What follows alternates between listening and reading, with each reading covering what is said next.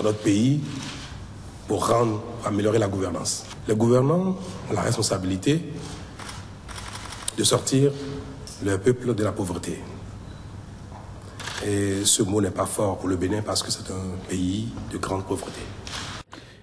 Coopération franco-béninoise, Patrice Talon souhaite qu'on puisse appuyer sur l'accélérateur relancé au vrai sens du terme, cette coopération qui, à un moment donné, apparaît à ses yeux lancinante. Auguste Videgla. Ben, évidemment, ceci traduit l'intervention du chef de l'État, sa volonté manifeste de voir se métamorphoser l'axe Paris-Cotonou en mettant l'accent sur le nouveau départ, les axes du nouveau départ, que sont les réformes institutionnelles, sur lesquelles nous avons besoin évidemment d'une assistance technique pour mener à bon port l'ensemble des réformes liées aux réformes institutionnelles. Nous avons les réformes au plan économique.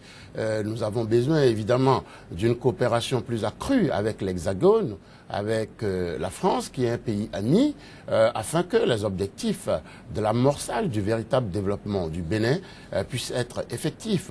Donc ici, le chef de l'État souhaiterait voir cette coopération mûrir, quitter le pas d'une coopération généralement axée sur l'axe des bonnes amitiés entre les deux chefs d'État pour véritablement devenir une coopération entre les peuples, une coopération entre les institutions, une coopération entre les différents corps d'État du Bénin et ceux de la France.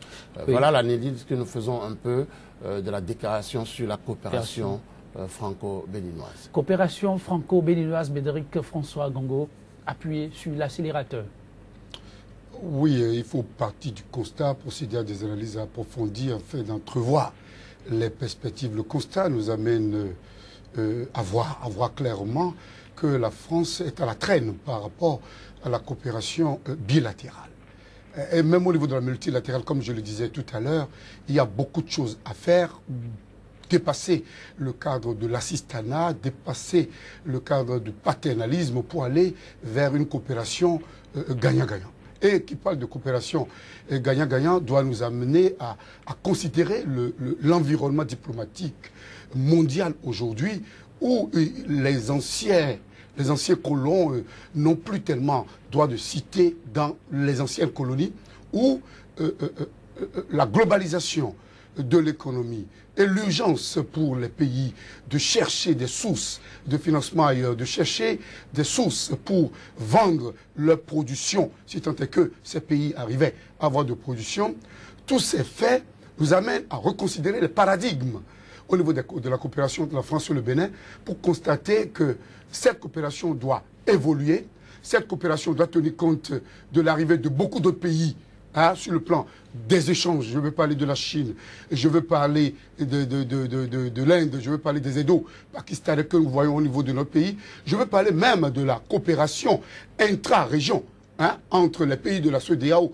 où aujourd'hui il suffit que le Nigeria tousse pour que le Bénin soit complètement grabataire. Je veux parler de tout cela pour nous dire aujourd'hui que nous ne devons plus être dans la logique de ce qu'on ait des aides militaires, que nous ayons des aides budgétaires, que nous soyons à vouloir de l'assistanat technique, parce que l'expérience a montré que même la France est continuellement, perpétuellement dans les réformes. Et si nous devons aller aux réformes, il nous revient de reconsidérer nos réalités. Il y a déjà une commission qui est mise en place ici. Nous avons des éminences, il y a des travaux qui ont été déjà effectués. Nous n'avons pas besoin de l'assistance technique de la France aujourd'hui pour parfaire notre développement et pour accélérer nos réformes. Je crois bel et bien que lorsque j'ai écouté le président de la République, j'aimerais me limiter à l'aspect protocolaire. J'aimerais me limiter tout simplement au gentleman comportment pour considérer ce qu'il a dit. Mais si on doit monter de camp, aujourd'hui, le Bénin n'a plus beaucoup à gagner par rapport à la France, sinon que nous allons toujours avoir nos secteurs vitaux être contrôlés par ceux-là. Nous aurons Bolloré, nous aurons Sogea Satom, nous aurons etc. Pendant qu'au même moment, au niveau du Bénin, les entrepreneurs sont à l'aise aujourd'hui. Il va falloir que nous redéfinissions les bases d'une coopération gagnant-gagnant. Auguste Videgla, redonner plus d'ambition à la coopération entre le Bénin et la France. D'aucuns traduisent ça comme la boîte de Pandore ouverte à qui vous savez. Médéric François Gongo a parlé de Bolloré et d'autres ont cité Elf Total qui auront désormais pignon sur rue au Bénin. Non, je ne pense pas du tout.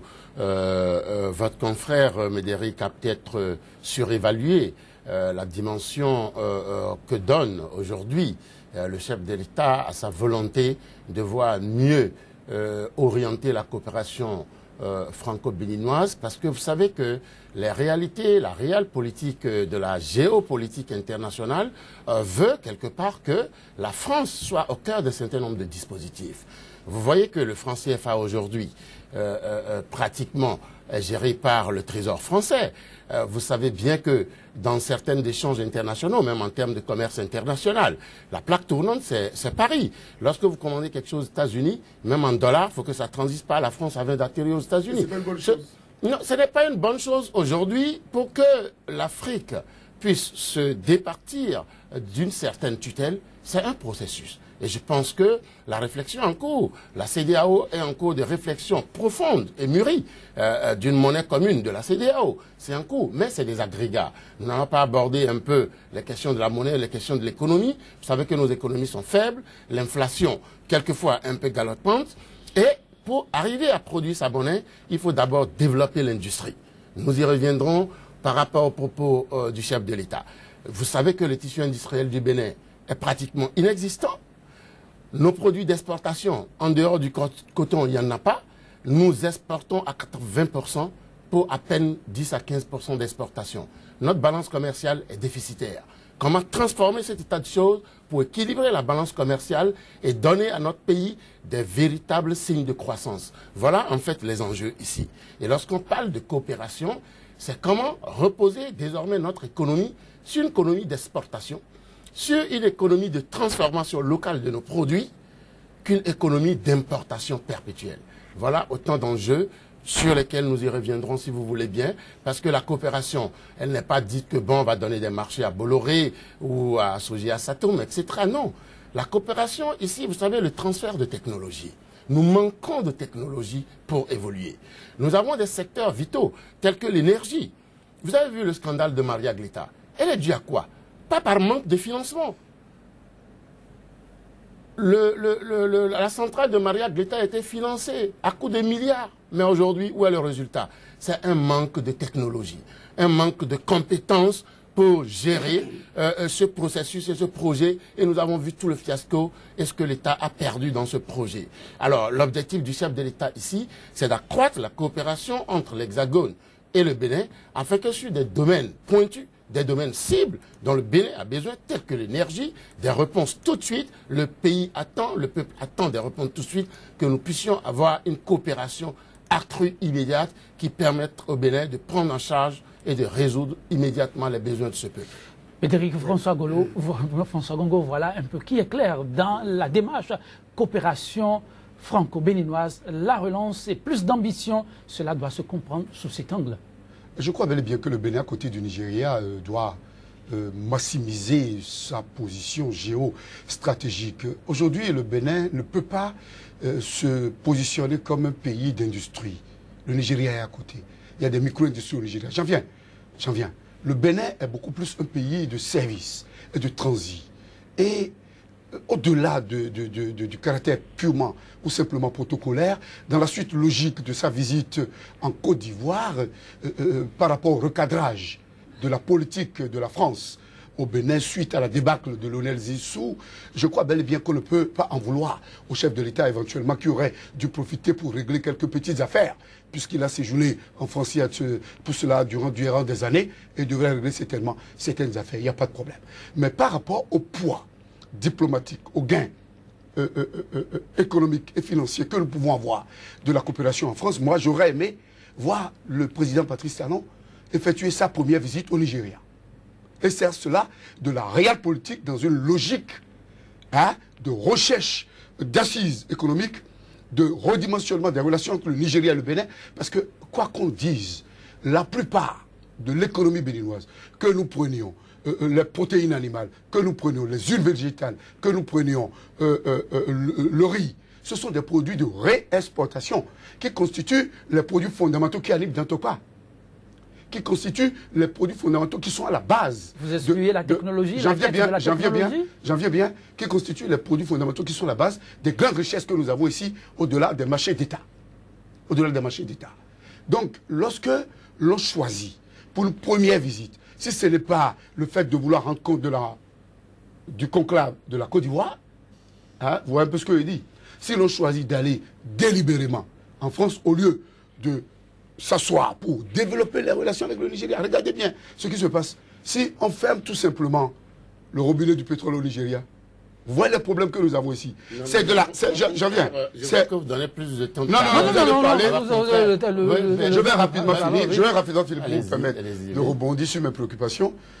J'aimerais tout simplement faire comprendre que la France est de moindre importance aujourd'hui, au-delà du fait que nous utilisons le franc CFA, qui est en décrépitude, et pour lequel le ministre Michel Sapin, la fois dernière au Cameroun, a reconnu que la liberté de la poursuite de ce paternalisme, de ce que l'on domicilie nos fonds dans une banque française, et que les droits de tirage spéciaux profitent systématiquement à la France, de ce que l'on soit obligé de transiter toutes les transactions que nous devons effectuer avec les tierces par Paris, et donc les intérêts en déperdition, et donc nous n'aurons pas de devise. Et tant que nous n'avons pas de devise, nous serons obligés toujours d'aller vers l'achat de la monnaie et de l'argent. Donc pour avoir... le processus pour avoir des devises. Non, pour avoir des devises, oui, c'est qu'il faut reconsidérer les paradigmes de la coopération. Non. On peut utiliser beaucoup plus, j'en viens et je vous laisse parler. Non. On peut adopter l'utilisation du naira et du dollar au Bénin. Non. Et là, nous allons beaucoup gagner que si nous nous limitons au franc CFA, qui constitue une monnaie d'aliénation, qui constitue une monnaie qui a vécu son temps et qui aujourd'hui ne fait plus l'unanimité au niveau de cette monnaie. La stabilité d'une monnaie ne repose pas sur maintenant les facteurs que décrit M. Médéric, absolument pas du tout. La stabilité d'une monnaie dépend de la valeur de son économie, de la capacité d'abord du stock, des taux de change, de la devise dont vous parlez. Mais pour avoir des devises, il faut pouvoir être un pays à forte capacité d'exportation. Pourquoi la Côte d'Ivoire a une certaine stabilité en termes économiques? Pourquoi le Sénégal a une certaine stabilité? Pourquoi est-ce que le Nigeria, malgré que le Nigeria a sa monnaie, est perpétuellement en inflation? Parce que son économie est soumise à la variation, aux fluctuations du dollar et du marché du pétrole. Alors, vous voyez que le Nigeria, malgré toutes ses potentialités, est un pays extrêmement pauvre, plus pauvre que le Bénin. Parce que l'indice du développement humain au Nigeria est plus en deçà que l'indice du développement humain au Bénin. Vous comprenez? L'énergie dont nous parlons, l'électricité, pratiquement 50% de la population du Nigeria n'a pas accès à l'énergie. Alors, comment pouvez-vous comparer un modèle de développement nigérien au modèle de développement du Bénin? Nous devons être à la quête de notre identité. Quelle est la base, l'architecture sur laquelle nous allons amorcer le départ du Bénin? C'est à laquelle cette architecture que le président Patrice Talon est en quête aujourd'hui. Nous avons une architecture tracée dans le nouveau départ. Il faut que nous puissions chercher les axes autour desquels cette architecture va s'implémenter d'abord et ensuite prendre ses marques. Nous avons les réformes institutionnelles, nous avons les réformes économiques. Lorsqu'on parle de réformes économiques, vous avez abordé cet aspect, les échanges avec les Nigérias. C'est bien, ça nourrit les commerçants, mais ça ne participe pas au développement du Bénin. Je suis désolé. Vous voyez, un commerçant qui s'enrichit, qui a des milliards de francs CFA, en quoi cela profite aux petits paysans citoyens lambda? En rien, absolument en rien. Ici, il s'agit de bâtir une économie forte sur la base de valeurs fortes. Le carburant dont vous parlez, c'est le carburant fleuvaté, c'est rentré dans nos mœurs, mais en termes économiques, cela ne profite pas au pays. On ne peut pas tout de suite l'exclure du champ économique de notre pays, mais il faut graduellement sortir de cet état de choses. Parce que vous savez qu'une économie, quand même, qui se respecte, a certains agrégats à respecter. Nous ne sommes pas ici pour faire un débat sur l'économie, mais plutôt sur les bases pour lesquelles le président Patrice Talon, vous verrez, il fait La visite au Nigeria a été prévue de très longue date. C'est une question de calendrier, d'agenda entre les deux chefs d'État. Après sa première visite, le lundi d'après l'investiture à Lomé, la direction était à Abuja. Mais malheureusement, le calendrier du chef de l'État nigérian ne concordait pas. Dans les deux chefs d'État, la Côte d'Ivoire était plus importante. Non, la Côte d'Ivoire n'était pas plus importante. Arrêtez. Nous allons, Auguste Videga, avec votre permission, évoluer. Vous parlez d'indice du développement. Le chef de l'État, dans son adresse, a souligné que tout gouvernant soucieux du mieux-être de sa population doit veiller à sortir le peuple de son état de mal développement, pour ne pas dire de pauvreté. Et là-dessus, il souligne que le pays reste un pays de grande pauvreté. Et cela a semblé indigner plus d'un. Est-ce qu'on devrait s'en offusquer, en tenant compte de l'indice du développement? À mon avis, on ne devrait pas s'en offusquer parce que c'est une réalité. Nos populations souffrent. Le président Patrice Talon a parcouru tous les villages, les contrées du Bénin.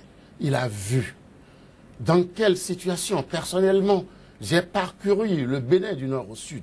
Dans quelle misère vivent nos populations.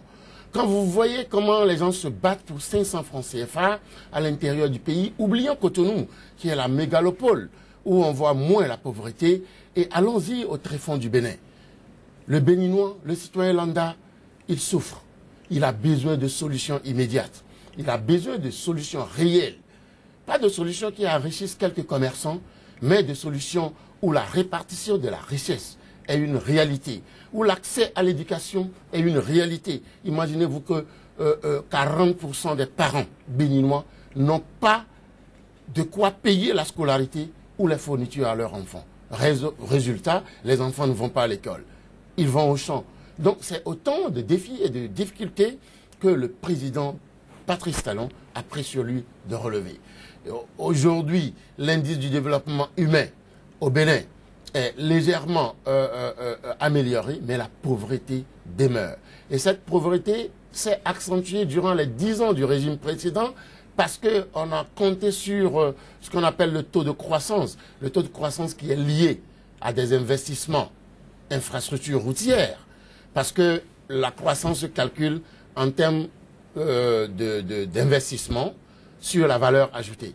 Or, les investissements ne créent pas de la richesse. Non, elles profitent peut-être à quelques entrepreneurs. Mais oui, absolument. Et à quelques emplois précaires créés. Nous ne voulons pas créer des emplois précaires. Mais des emplois durables. Des emplois durables. Mais Derrick François Gogo, le Bénin, un pays de grande pauvreté, il va falloir remonter la pente en urgence. Le chef de l'État en est préoccupé. Oui, bon, des propos un peu alarmistes parce que le constat est partagé. Et cela relève d'un secret de polichinelle que de vouloir trop remuer le couteau dans la plaie. Nous devons aller rapidement aux solutions. Et là, je m'inscris en faux sur le fait que les investissements ne rassurent pas de la croissance. Les investissements créent la richesse. Ça, c'est le B. C'est le B à bas. C'est le B à bas. Et je crois bel et bien. Ça dépend du type d'investissement. Oui, exactement. Mais je crois que, nous avons des priorités sur la formation de nos enseignants. Vous savez bien que le niveau de notre éducation a beaucoup baissé. Vous abordez là la question de la compétence. Oui, on va y revenir très rapidement. Le temps qui finisse, le temps que je poursuive, je crois bel et bien que je ne peux pas me mettre dans la position de discuter la vedette aujourd'hui au président qui a été élu, non pas seulement sur la base du contenu du nouveau départ, mais également sur la base des aspects de la rupture. Il ne faut pas qu'on l'oublie. Le nouveau départ, c'est 23% au premier tour. La rupture, c'est 42% en plus au deuxième tour, globalement. Donc le débat du nouveau départ, moi, ne m'intéresse pas du tout. Je n'aimerais pas m'accrocher à un concept vaseux. J'en viens. Un programme. J'en viens. À un concept. Rectifier. Un concept. C'est un programme, ce n'est pas un le nouveau départ, la nouvelle conscience. A un contenu. J'en viens. Par rapport à la question. Oui, je viens rapidement à la question. Non, ce n'est pas un concept parce qu'il faut rectifier. Le nouveau départ a un contenu qui a été vulgarisé. Un cri de ralliement qui n'a de valeur qu'en campagne électorale. Non, absolument par rapport à l'effectivité par rapport à l'effectivité du pouvoir. Mais non, mon cher ami, vous n'êtes au courant de rien du tout. Vous n'avez pas pris le temps. Je vous en prie. Bon, d'accord. J'étais au cœur des projets de société. Et les projets de société regroupés par rapport à tous les candidats qui ont convergé vers le candidat Patrice Talon pour qu'il soit élu de manière démocratique à une majorité écrasante, ces projets de société doivent normalement, dans la logique des choses, en respect des désirataires des populations, populations être, j'allais dire, être mis dans un panier commun par rapport à une hiérarchie. Auquel cas, on n'a pas la même conception. On n'a pas la même conception des suffrages. On n'a pas la même conception des suffrages que les populations ont eu à accorder au président Patrice Talon. C'est-à-dire pour vous, ce n'est que le nouveau départ. Et comme on l'a vu dans le décor lors de l'investiture, ce n'est que ceux qui étaient au niveau du nouveau départ. Et comme on l'a vu au niveau de la formation du gouvernement avec la taille, j'allais dire, gangatuanesque des représentants du président Patrice Talon. Évidemment, j'en viens. Non, la question de la pauvreté, avant qu'on évolue. Lorsqu'on parle de la pauvreté, la question, oui. Et là, je parlais tout à l'heure que je ne voulais pas parler de propos alarmistes. Je ne voulais pas discuter au chef de l'État la vedette. Je reviens à mes idées pour vous dire qu'il y a une suite logique. Je ne voulais pas discuter au chef de l'État la vedette de vouloir se mettre en position de régler les affaires de la nation. Mais je constate qu'aujourd'hui, en matière de volume d'échange, le Bénin fait beaucoup plus du commerce avec l'Inde qu'il ne fait avec la France. Le Bénin fait beaucoup plus du commerce avec le Nigeria qu'il ne fait avec la France. Le Bénin fait beaucoup plus du commerce aujourd'hui, même avec la Chine. J'en viens, plus qu'il ne fait avec la France. Donc s'il faut parler de priorité, et s'il faut revenir au cœur de notre débat par rapport à la visite du chef de l'État, bien avant d'apprécier cet aspect de pauvreté qui, pour moi, n'est qu'un concept au contour INESA, ce qu'on met dedans. En France, il y a des pauvres, il y a des clochards, il y a des SDF. Tant qu'il y aura le développement, il y aura forcément des pauvres. Donc le débat n'est pas d'actualité et cela ne doit pas constituer une crème par rapport à un discours qu'on veut tenir devant un pays qui n'a que des intérêts, qui n'a que des entreprises. On verra bientôt. Au niveau de la SBE, c'est EDF qui viendra prendre. Puisque le ministre en charge, un ancien de EDF. Le problème énergétique. On verra bientôt au niveau de Bénin Télécom, on verra bientôt que c'est Orange ou que c'est Bouygues qui viendra. On verra bientôt. Patrice Talon n'a pas dit ça. J'aimerais bien le croire. Je vais avoir la garantie. Oui, avec votre mission. Je vais avoir la garantie. Auguste Villegla. Plus de temps de parole. D'abord, décryptons ce qu'il dit. Le commerce avec le Nigeria. Le Nigeria est un grand pays. Et nous n'occultons pas du tout le volume des échanges avec le Nigeria et avec les autres partenaires du Bénin. Non, c'est une question d'approche politique et une question programmatique. Le président Talon a son agenda. Le président Talon a un programme bien déterminé et il sait quelle est la stratégie qu'il doit mener. Vous savez que dans la mise en œuvre d'une politique, on ne va pas venir vous exposer l'ensemble des démarches que nous allons poursuivre. Il a une ambition, c'est de mettre un terme à la pauvreté ambiante dans notre pays, à la pauvreté, même ici à Cotonou. Vous savez ce qui se passe, c'est amer. Le chômage est endémique. Nous avons des gens qui ont des diplômes de master, des docteurs. C'est un discours politique. Ce n'est pas des discours politiques, monsieur. C'est des réalités, Médéric. Il me semble que vous ne vivez pas avec la... Je vis bien, la pauvreté existe. Lorsque vous voyez des gens manquer de 1000 francs CFA, même de 500 francs. Pour vivre dans une journée, vous pensez que ce n'est pas dramatique et qu'il faille trouver des solutions pérennes et non des solutions temporaires qui tendent à partager de l'argent aux gens. Alors, le président Patrice Talon a une démarche. La pauvreté, pour nous, d'ici 5 ans, c'est de l'éradiquer. C'est pourquoi il parlait de magie. Et la magie a une science, a une architecture. Lorsqu'un architecte conçoit les plans d'une demeure, le profane ne comprend pas. Où est-ce qu'il veut en venir? Surtout lorsque la fondation sort. Il faudra attendre de voir l'ensemble de la J'ai toujours envie de vous laisser la parole, mais chaque fois, je constate que vous en butez un peu sur le sujet à venir. Donc, si vous le permettez, on fera la transition, la magie, il en a parlé dans cette seconde séquence que nous allons très rapidement suivre avec la régie. Et je vous invite vraiment à être très ponctueux, concis, et aller à l'essentiel parce que de l'autre côté, on nous a averti, il ne nous reste que 10 minutes. Donc avec la complicité de la régie, très rapidement, cette séquence qui parle de compétences de Margie, sortie le pays de l'honneur de la pauvreté. J'ai l'ambition, et j'aime bien le dire haut et fort, au terme de 5 années, de faire le miracle, de réaliser cette magie. Et nous voudrons pouvoir compter sur vous pour nous accorder, pour nous apporter de la compétence tout de suite parce que le Bénin aujourd'hui est comme un désert de compétences. Le Bénin est préoccupé également. Aujourd'hui, on ne peut plus affirmer que des pays resteront épargnés indéfiniment. Nous espérons que nous ne serons pas une cible, mais nous devrons nous préparer à donner également, à répondre. Nous devons nous préparer apparaît. Et sur ce champ, nous aurons besoin de votre accompagnement. Auguste Videgla, qui vient un peu corroborer ce que vous disiez tout à l'heure. Absolument. Le chef de l'État, dans son intervention, a parlé de nécessité d'avoir beaucoup plus de compétences. Par se dire, nous avons suivi beaucoup de commentaires où d'autres désapprouvaient un peu le mot désert de compétences. Mais en fait, plus haut, je disais que, vous voyez le scandale de Maria Gleta, vous voyez certains secteurs de pointe, si nous prenons l'agro-industrie. En fait, ce que le chef de l'État a tenu à relever ici est un peu lié, mettons, au déficit d'une bonne stratégie de notre système éducatif.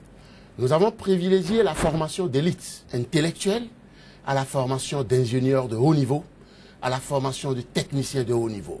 Aujourd'hui, lorsque Toyota décide de s'implanter au Bénin, qu'est-ce qui va se passer? Il n'y aura pas de main-d'œuvre. Lorsque nous allons découvrir un gisement, par exemple d'uranium ou de phosphate, nous n'avons pas de techniciens formés dans le domaine minier suffisamment pour intervenir dans ces unités de production à forte valeur ajoutée. Alors, qu'est-ce que le chef de l'État veut dire? Dans les domaines de pointe tels que l'énergie, les mines, l'hydraulique et l'agro-industrie, le Bénin a besoin de compétences afin que puisse amorcer le transfert de compétences, le transfert de technologies dont nous avons besoin pour mettre en œuvre l'ensemble de nos réformes, l'ensemble de nos politiques de développement, l'ensemble des agrégats sur lesquels vont reposer nos politiques économiques, nos politiques industrielles, etc. Alors, l'interprétation, tout le monde sait, le Bénin, c'est le quartier latin de l'Afrique. Le Bénin, en dehors peut-être du Sénégal, est le pays qui a le plus d'intellectuels en Afrique. Personne ne peut les dénier. Nous comptons des centaines de professeurs d'université, des centaines, des milliers de docteurs certifiés. La France emploie des médecins, plus que peut-être des médecins français, des médecins béninois. Ce n'est pas en tant que tel le niveau intellectuel ou la profession ou la compétence intrinsèque du niveau élite dont parlait le président Patrice Talon, son excellence, mais plutôt de la compétence dans certains domaines de pointe. Nous avons les mines, nous avons l'énergie, nous avons certains axes économiques, l'agro-industrie, etc. Nous avons besoin de compétences pour mettre en place des plateformes nécessaires et d'assurer un transfert de technologie, un transfert de compétences. Vous savez, lorsque vous avez un grand chantier, vous ne pouvez pas vous permettre de prendre quelqu'un qui fait de l'à peu près, ou bien qui va hésiter. Le président Patrice Talon l'a dit, je ne ferai que 5 ans. Et il a besoin que chaque acte qu'il posera soit des actes précis, que le temps ne soit pas perdu à racoler ou à faire de l'à peu près. Alors, à côté d'un expert béninois, nous avons peut-être un expert qui a déjà réalisé, supposons que nous voulons construire une centrale énergétique. Oui, voilà. Auguste Videgla là-dessus, oui, très rapidement. Je donne un exemple. Nous voulons construire une centrale parce que dans le projet de développement Le Nouveau Départ, nous avons prévu de diversifier notre système d'alimentation énergétique. Vous savez que la source de fourniture énergétique part d'un point vers tout le pays. Aujourd'hui, nous allons communaliser ou à la limite départementaliser la fourniture électrique. Alors, à partir de cet instant, il faut s'appuyer sur... nous avons un peu la Norvège qui a utilisé ce système, nous avons le Danemark, nous avons l'Australie. Alors, le Bénin n'a pas de compétence encore qui est déjà mise en œuvre de tels Juste genre une de minute projets. et on clôture Alors, cette émission, on y reviendra demain. Oui. Qu'est-ce que vous avez envie de dire Ce en que nous définitive avons à tout envie cela de dire, c'est qui- que je dis aux Béninois, Oui. soyez sereins. Le président ne dénie pas le terme quartier latin de l'Afrique au Bénin. Au contraire, vous verrez dans son projet de société une place importante, la zone franche intellectuelle de l'Afrique. Ça n'existe pas encore. Au contraire, le président Patrice Talon veut dire que il veut exporter des compétences dans les domaines où le Bénin est en déficit, dans les domaines aussi pointus que certains axes technologiques, certains axes industriels, certains axes miniers, etc. Médéric François Gogo, je ne vous prise pas de parole, mais vous avez juste une minute. Oui. Le Bénin reste et demeure le quartier latin de l'Afrique, le monde, un village planétaire où les connaissances livresques se trouvent dans des bibliothèques accessibles à tout le monde. Le transfert de compétences, pour moi, je n'y crois pas. Ah bon? Je n'y crois pas. Le transfert de technologie, oui, j'y crois. Puisque nous avons besoin, dans le monde globalisé, planétaire, d'avoir accès à certaines technologies. Mais les compétences, on peut y avoir. On peut avoir accès aux connaissances pour avoir les compétences sur des bibliothèques électroniques un peu partout. Maintenant, par rapport fondamentalement à la volonté du chef de l'État de booster les choses dans le sens du développement tel que vous l'aviez dit tout à l'heure, je crois bel et bien que nous avions, depuis que le chef de l'État a été investi, nous vivons une situation de pénurie d'énergie. À défaut de donner de l'énergie rapidement, Médéric, la question de l'énergie, on y revient demain si vous voulez, mais votre mot par rapport à la clarification apportée au sujet de l'expression désir de compétences déjà rassurée. C'est dans cela que je dis que le Bénin dispose des compétences. Le ne dispose pas de toute la technologie pour profiter de l'évolution. Pourquoi Maria Gleta était un échec? C'est un échec parce que ce sont, vous m'excusez, parce qu'ils ne maîtrisaient pas la technologie des turbines à gaz. Non, parce que c'était un gouffre financier. Non, on nous a amené des moteurs, des avions utilisés de Mathusalem. Des Béninois se sont mis ensemble pour voler. Je dis bien, c'est parce qu'il y a une mauvaise gestion. C'est parce qu'il y a une mauvaise gestion, tout simplement. Mais aussi, tout simplement, il y a une mauvaise gestion. Les turbines à gaz. Mesdames, messieurs, chers invités, vraiment désolé, le temps qui nous est imparti est venu à sa fin. Merci pour votre participation à ce débat enrichissant qui ne vient que de commencer. On y reviendra tant les préoccupations sont énormes tout autour, l'enjeu aussi grand. On en parlera. Demain, c'est un autre jour pour un nouveau débat.